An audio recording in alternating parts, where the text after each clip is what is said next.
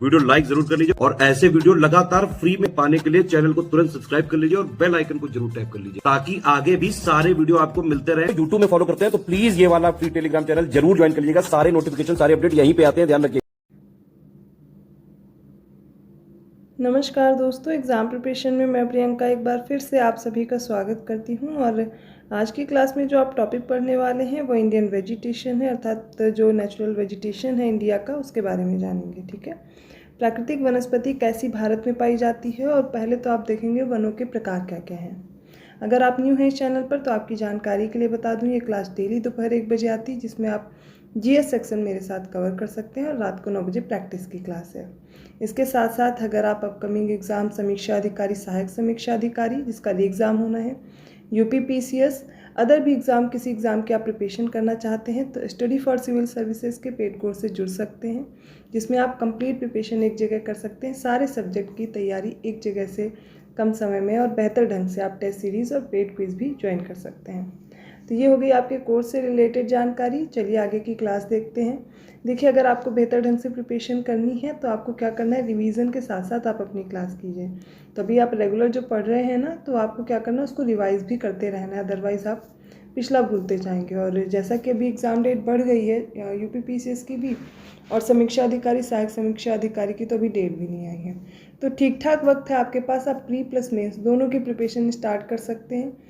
और मैंने आपको बताया भी है कि डिस्क्रिप्शन बॉक्स में आपको जानकारी दी गई है, आप चाहें तो कांटेक्ट करके आप जानकारी ले सकते हैं। और स्टडी फॉर सिविल सर्विसेज का आप देखेंगे ऐप भी है, वहाँ पर आप करंट अफेयर और बाकी कोर्सेज़ की भी जानकारी देख सकते हैं।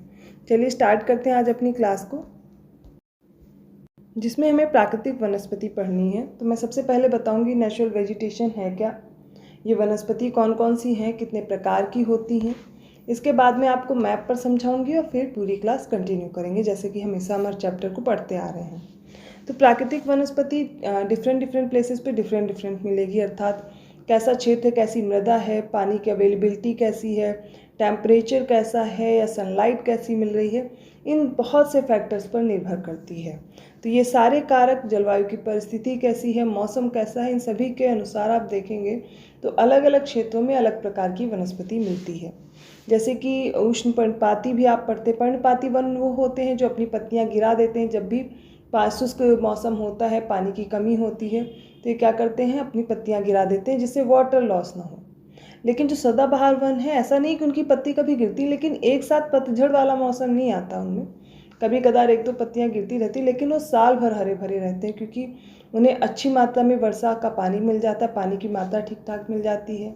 इसके साथ साथ आप देखेंगे जो टेम्परेचर है, सनलाइट है, वो भी अच्छे से मिलती है। तो जब अच्छे से सनलाइट मिल रही है तो फोटोसिंथेसिस होगा, पानी की अवेलेबिलिटी होगी, तो क्या होंगे, वनस्पतियाँ और ज़्यादा ग्रो करेंगी और बायोडाइवर्सिटी भी वहाँ हाई मिलेगी। लेकिन कुछ क्षेत्र ऐसे होंगे जहाँ पर पानी की बहुत कमी है, मिट्टी रेतीली सी है, बलुई सी है, शुष्क मृदा है, तो वहाँ पर क्या होगी, इस प्रकार में वहाँ पर झाड़ियाँ मिलेंगी। कैक्टस वाले आपने देखे होंगे, जहाँ भी पानी की कमी है तो पत्तियाँ रूपांतरित हो जाती हैं कांटों में, तो कटीली आपको झाड़ियाँ मिल जाएंगी या कटीले वृक्ष मिलेंगे कैक्टस टाइप के।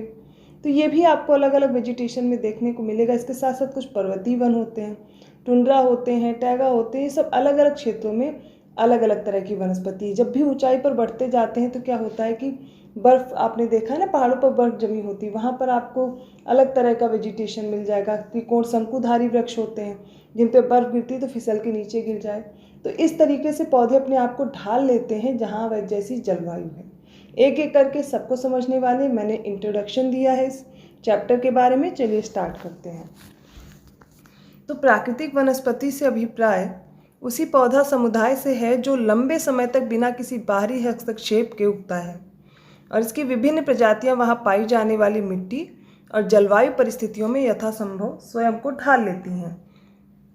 देखिए, जो पौधा समुदाय अर्थात जो प्राकृतिक वनस्पति, बहुत सारे पौधों को मिला करके एक वनस्पति की तरह हम लोग काउंट करते हैं, जो बिना, देखिए, बाहरी हस्तक्षेप होगा तो बागवानी हो जाएगी, आप कृषि कर रहे हो, वो अलग वनस्पति, वो इसमें नहीं काउंट कर रहे हैं। यहाँ पर जो लंबे समय तक कोई बाहरी हस्तक्षेप नहीं होता है और विभिन्न प्रकार की यहाँ पर पाई जाने वाली मिट्टी और जलवायु जो परिस्थिति है, इसी के अनुसार ही अपने आप को क्या करती है, सारी वनस्पतियाँ अपने आप को ढाल लेती हैं। भारत में विभिन्न प्रकार की प्राकृतिक वनस्पति पाई जाती है। हिमालय पर्वतों पर शीतोष्ण कटिबंधीय वनस्पति उगती है। पश्चिमी घाट तथा अंडमान और निकोबार द्वीप समूह में उष्ण कटिबंधीय वर्षा वन पाए जाते हैं और डेल्टा क्षेत्रों में उष्ण कटिबंधीय वन और मैंग्रोव तथा राजस्थान के मरुस्थलीय और अर्ध मरुस्थलीय क्षेत्रों में विभिन्न प्रकार की झाड़ियां हैं, कैक्टस और कांटेदार वनस्पति पाई जाती है। मिट्टी और जलवायु में विभिन्नता के कारण भारत में वनस्पति में क्षेत्रीय विभिन्नता पाई जाती है। देखिए, मिट्टी के बारे में भी पिछला ही चैप्टर मैंने पढ़ाया और मैंने कहा था आप इससे रिलेट कर सकते हो। देखिए, मिट्टी का क्या इससे रिलेशन है और जलवायु से क्या रिलेशन, अभी मैंने आपको बताया। ये देखिए, हिमालय पर्वतों पर शीतोष्ण कटिबंधीय वनस्पति उग रही, क्यों? क्योंकि वहाँ पर ऐसा टेम्परेचर है, ऊपर बढ़ते जाते हैं तो टेम्परेचर क्या है, घटता जाता है, तो वहाँ पर शीतोष्ण कटिबंधीय मिलेगी। अलग अलग क्षेत्र में अलग अलग जलवायु है। भारत में देखिए बहुत ज़्यादा विविधता है, तो वनस्पति में भी विविधता देखने को मिलती है। जैसे कि राजस्थान, गुजरात, ये वाला जो क्षेत्र है, हरियाणा, शुष्क क्षेत्र जहाँ पर है वहाँ पर कटीली झाड़ियाँ, कैक्टस वगैरह मिलेंगे।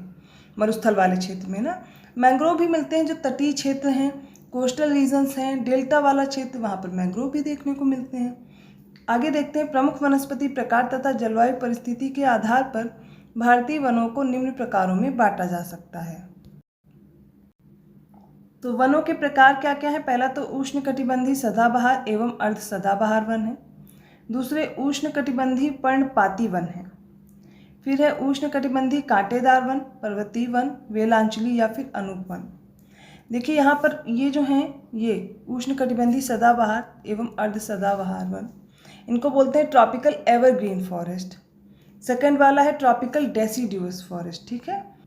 इसके बाद डिजर्ट वाले आप फॉरेस्ट देख सकते हैं, माउंटेनियन फॉरेस्ट हो जाएंगे, मैंग्रोव्स वगैरह। यही सारे क्लासिफिकेशंस हैं जो एक एक करके हमें समझने हैं। कौन सा कितने क्षेत्रफल पर पाया जाता है, एक एक चीज़ मैं समझाऊंगी, मैप पर भी दिखाऊंगी। तो इसके लिए आपको क्लास पूरी तरह से देखनी है, 1-2 क्लासेस में ही पूरा चैप्टर कंप्लीट हो जाना है। फिर इसके बाद हम लोग अगले चैप्टर पर बढ़ेंगे। सबसे पहले समझना है ट्रॉपिकल एवरग्रीन फॉरेस्ट के बारे में, अर्थात उष्ण कटिबंधीय सदाबहार वन। सदाबहार अर्थात ये हमेशा साल भर हरे भरे रहते हैं, क्योंकि यहाँ पे वर्षा की मात्रा अधिक है।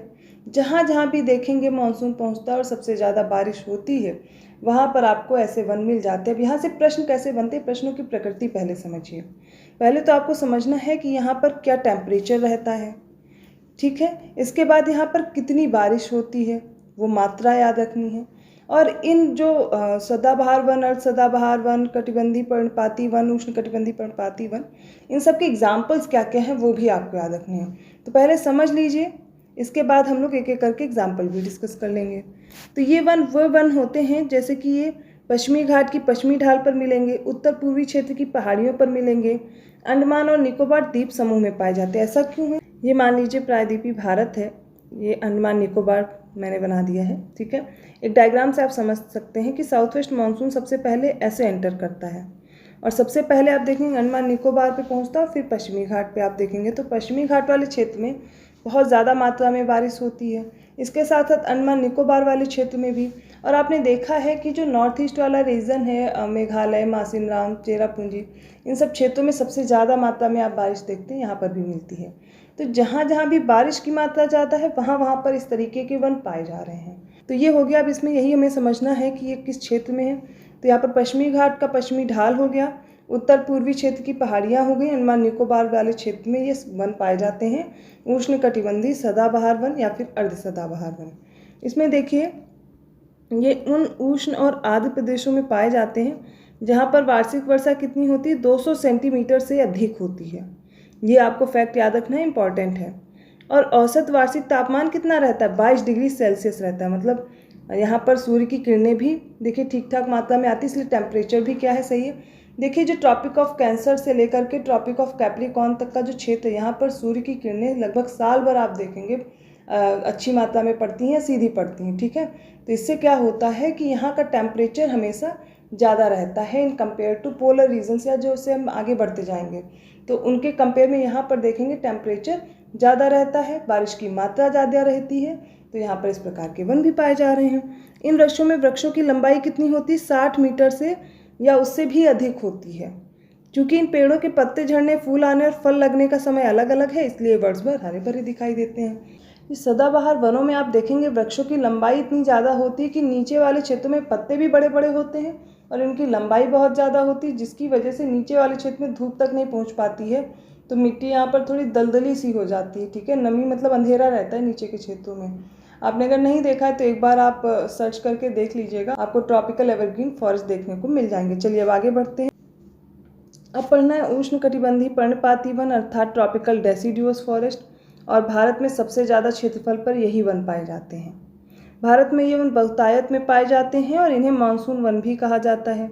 ये वन उन क्षेत्रों में पाए जाते हैं जहाँ पर वार्षिक वर्षा कितनी होगी, अभी हमने पढ़ा कि 200 सेंटीमीटर से जहाँ भी ज़्यादा होगी बारिश वार्षिक वर्षा, वहाँ पर क्या होगा, सदाबहार वन पाया जाएगा। ठीक है, अब 200 सेंटीमीटर से कम आ जाएंगे और 70 सेंटीमीटर से ज़्यादा जहाँ पर भी बारिश होगी वहाँ पर ट्रॉपिकल डेसिडुअस फॉरेस्ट देखने को मिलेंगे।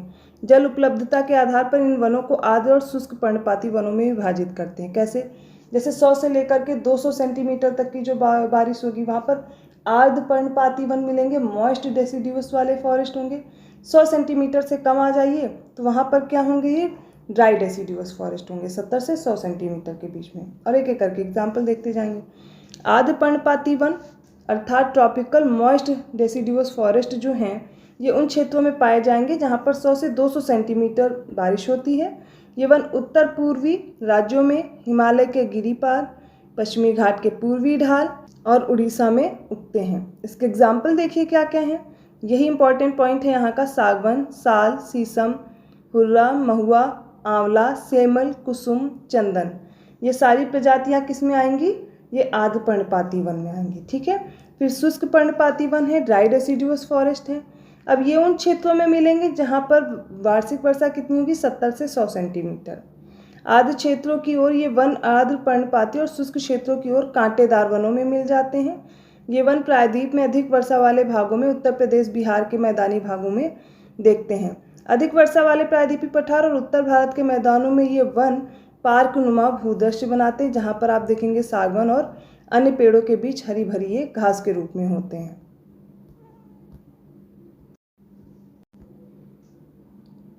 शुष्क ऋतु शुरू होते ही इन पेड़ों के पत्ते झड़ जाते हैं और घास के मैदान में नग्न पेड़ खड़े रह जाते हैं। ऐसा क्यों होता है, क्योंकि इनमें जो पानी की मात्रा है वो बनी रहे, वाटर लॉस ना होने पाए। क्योंकि देखिए पत्तियों में प्रेजेंट होते हैं छोटे छोटे छिद्र, जैसे आपकी बॉडी में आपकी त्वचा में छोटे छोटे छिद्र होते हैं, ऐसे ही पत्तियों में प्रेजेंट होते हैं स्टोमेटा। ठीक है, ये इस आकार के होते हैं जो ट्रांसपिरेशन में वाष्पोत्सर्जन में हेल्प करते हैं। जाइलम क्या करते हैं ये भी समझ लीजिए कि पौधों में जो पानी का स्थानांतरण है, जल का स्थानांतरण करते हैं। तो पौधों में जल का स्थानांतरण किसके द्वारा होता है, जाइलम। जाइलम के द्वारा पानी क्या होता है, ऊपर पत्तियों तक पहुंचाया जाता है। लेकिन यहाँ पर प्रेजेंट होते हैं स्टोमेटा, जो क्या करते हैं, जो पानी ऊपर निकलता है जिसका यूज़ नहीं होता है वो बाहर निकाल दिया जाता है। लेकिन अगर गर्मियों में भी ऐसा होगा तो पेड़ों से क्या होगा, पानी का, वाटर का लॉस हो जाएगा। इसलिए इससे बचने के लिए यहाँ पर क्या होता है, अपनी पत्तियाँ ही गिरा देते हैं पेड़ पौधे, जिससे वाटर लॉस ना होने पाए। सुबह सुबह घास के मैदान आपने अक्सर करके देखा होगा, उसकी बूंदें दिखती हैं, बहुत से पौधों में आपको उसकी बूंदें दिखेंगी, वो यही है, ये ट्रांसपिरेशन की प्रोसेस होती है। स्टोमेटा की क्लोजिंग और ओपनिंग की वजह से ये ओस बन के बाहर निकलते हैं। तो इनसे बचने के लिए क्या करते हैं, अपनी पत्तियाँ गिरा देते हैं, जिससे ये क्या होता है, एक ऐसा मौसम आता है, पतझड़ का मौसम उसे बोलते हैं। उस सीज़न में क्या होता है कि पत्ते अपने गिरा देते हैं, इसीलिए इसको पतझड़ बोलते हैं।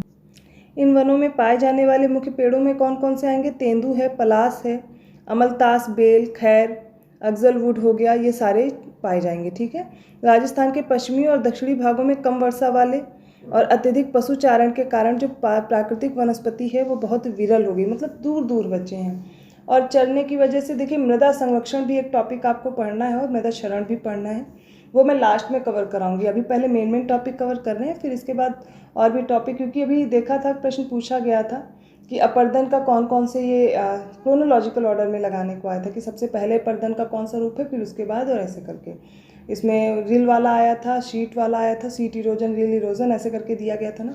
तो वो भी टॉपिक करना है, बट ये कंप्लीट करके करेंगे। तो आप लोग बिल्कुल भी मत सोचिए कोई टॉपिक में छोड़ूंगी, सारे के सारे कंप्लीट होंगे। यहाँ पर आपने देखा ये जो हमने पढ़ा, सबसे पहले ट्रॉपिकल एवरग्रीन, उसके बाद ट्रॉपिकल डेसिडुअस पढ़ा। अब देखिए उष्णकटिबंधीय कांटेदार वन है। ये कांटे में क्यों परिवर्तित हो जाते हैं, अब देखिए 70 सेंटीमीटर तक तो बारिश हम लोग देख चुके थे, वहाँ पर कैसे वृक्ष पाए जाएंगे, ये डेसिडुअस वाले। लेकिन जब आगे बढ़ेंगे, जहाँ पर पानी की मात्रा कम है वहाँ पर होगा डिजर्ट या मरुस्थल। 50 सेंटीमीटर से जहाँ भी कम बारिश होती है उसे मरुस्थल बोलते हैं। तो अब देखिए इतनी कम बारिश होगी तो वहाँ पर किस प्रकार की वनस्पति होंगी। अभी बताया था पत्तियों के माध्यम से होता है वाष्पोत्सर्जन। तो यहाँ पर क्या होंगे, जो कांटेदार झाड़ियाँ मिलेंगी। क्यों? क्योंकि पत्तियाँ कांटों में परिवर्तित हो जाएंगी, जिससे कि उनका पानी या वाटर लॉस ना हो। और इनकी जड़ें बहुत लंबी होंगी, जिससे भूमिगत जल जो है उसको क्या करें, अवशोषित कर सकें। तो उष्णकटिबंधीय कांटेदार वन उन भागों में पाए जाते हैं जहाँ वर्षा कितनी होगी, 50 सेंटीमीटर से कम होती है। इन वनों में कई प्रकार के घास और झाड़ियाँ शामिल हैं। इसमें दक्षिण पश्चिमी पंजाब, हरियाणा, राजस्थान, गुजरात, मध्य प्रदेश और उत्तर प्रदेश के अर्धशुष्क क्षेत्र में शामिल हैं। इन वनों के पौधे लगभग पूरे वर्ष पर्ण रहित रहते हैं और झाड़ियों जैसे लगते हैं। इनमें पाई जाने वाली मुख्य प्रजातियाँ कौन कौन सी? बबूल है, बेर है, खजूर है, खैर, नीम भी इसी में आता है, खेजड़ी और पलास। इन वृक्षों के नीचे लगभग 2 मीटर लंबी गुच्छ घास भी उगती है। तो आज की क्लास में मैंने जितना पढ़ा है इतना आप अच्छे ढंग से पढ़ेंगे और एग्जाम्पल सहित याद कर लेंगे। अगली वाली क्लास में मैं मैप में बची हुई जो वनस्पति हैं वो सारी कंप्लीट करा दूंगी, फिर आपको ये एक लिस्ट के फॉर्मेट में याद करा दूंगी। ठीक है, तो अगर वीडियो अच्छा लगा प्लीज़ लाइक कीजिए, चैनल को सब्सक्राइब कीजिए और लोगों को शेयर करते रहिए। ऐसे ही और टॉपिक के साथ मैं मिलती हूँ अगले वीडियो में। लेकिन आप लोग अपनी पढ़ाई बेहतर ढंग से करते रहिए, क्योंकि जो भी समय आपको मिला है दूसरा मौका समझकर आप उसको बहुत अच्छे से मेहनत कीजिए, जिससे आपका सिलेक्शन सुनिश्चित हो सके। इसके लिए आपको अच्छी तरीके से पढ़ने की ज़रूरत है। अगर आप अभी भी बुक नहीं चूज़ कर पा रहे हैं, 10 जगह भटक रहे हैं, तो अब आपके पास इतना समय नहीं है। करंट अफेयर पे भी फोकस कीजिए, जीएस को अच्छे से पढ़िए। एक एक स्टेटमेंट जैसे प्रश्न पूछे जाते हैं उसके लिए आपको अच्छी खासी नॉलेज होनी चाहिए। ठीक है, और क्वेश्चंस भी आप लोग देख रहे हैं स्टेटमेंट वाइज दिए जा रहे हैं, तो उनके लिए क्या करना है, आपको प्रैक्टिस भी तो करनी है ना वैसे प्रश्नों की। और थोड़े बहुत क्वेश्चन आपने 10-50 लगा लिए, उससे क्या होता है, आपको ठीक ठाक प्रश्नों को हल करके जाना पड़ेगा प्रीलिम्स के लिए। फिर मेंस के लिए तो अभी भी वक्त है ना, अभी से आप प्रिपरेशन शुरू कर सकते हैं। और कंप्लीट प्रिपरेशन के लिए मैंने आपको बताया आप मेन चैनल पर विजिट कीजिए, वहाँ पर आपको फ्री इनिशिएटिव मिलेंगे। उसके साथ साथ आप पेड कोर्स भी ले सकते हैं और बेहतर ढंग से प्रिपरेशन कर सकते हैं। तो मिलती हूँ अगली क्लास में, तब तक के लिए धन्यवाद।